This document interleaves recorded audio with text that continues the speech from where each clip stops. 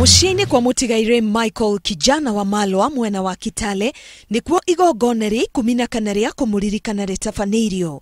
Muthikafu wa kanitha gatoreki Morris Crowley niwe utongoririe mithe ya kurathima mbirira ya Wamalwa uria mbere ya gukua gwake wari munini wa president.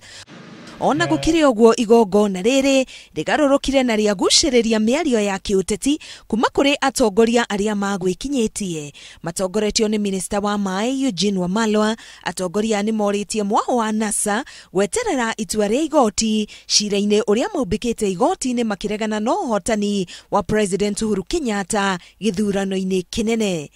Na niombe tu ya kwamba yale yaliyo mahakamani tuachie wataalamu. Let them do their work. In any democracy, and Kenya is a constitutional democracy, we must respect the sanctity of our constitution.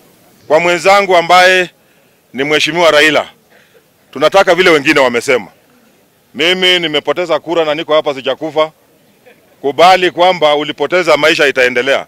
Mathiete na mbere kuria a Kenya kuhimbiria thayu ihinda-ini riri niguo gukumithia miario o yothe ya kiuteti ingicogera rumena kana ngui. Nchi ni kubwa kuliko mtu yoyote, kwa sababu Wamalwa alikuwa anapenda wa Kenya wote. Hakukuwa na mpaka wa ukabila.